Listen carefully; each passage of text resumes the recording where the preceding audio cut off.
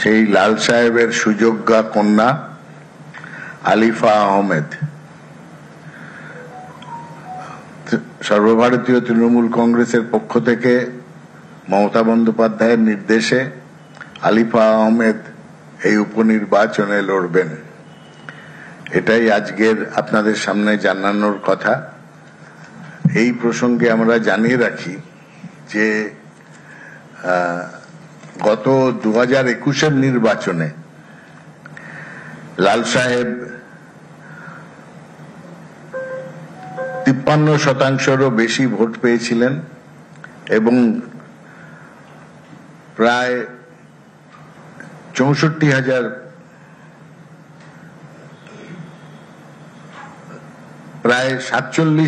ভোটে জিতেছিলেন। 47,000 ভোটে জিতেছিলেন লাল সাহেব। তার জনপ্রিয়তা খুবই বেশি ছিল, আছে এখনো, এবং সেই কালীগঞ্জ এবার আবার একটা রেকর্ড মার্জিনে তৃণমূল কংগ্রেসের প্রার্থীকে এই উপনির্বাচনে জয়ী করবেন সে বিষয়ে আমরা নিশ্চিত। ইতিমধ্যেই আমাদের এআইটিসি ওয়েবসাইটে এই বিষয়ে প্রকাশ করা হয়েছে এবং সেখানে আমাদের যে প্রার্থী আলিফা আহমেদ 38 বছর বয়স্ক, উচ্চশিক্ষিত, তার বিষয়ে জানানো হয়েছে। আলিফা এর আগে জেলা পরিষদ সদস্য ছিলেন এই কালীগঞ্জেরই একটি আসন থেকে। তিনি রাজনীতিতে নতুন নন এবং বাবার হাত ধরে তিনি স্থানীয় বহু উন্নয়নমূলক কাজ করেছেন।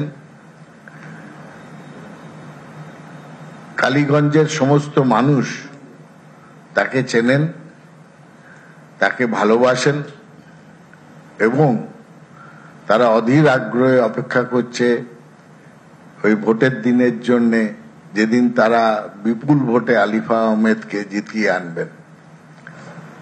এটাই বলার ছিল। এবার আপনারা যদি কিছু প্রশ্ন করেন।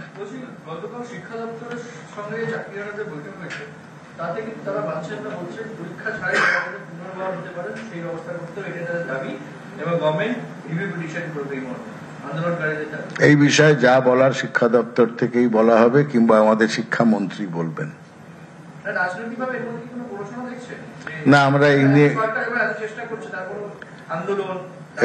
বিষয়টি খুব সংবেদনশীল, সুতরাং এই বিষয় নিয়ে যা কিছু বলার আমাদের শিক্ষামন্ত্রী এই বিষয়ে বলবেন।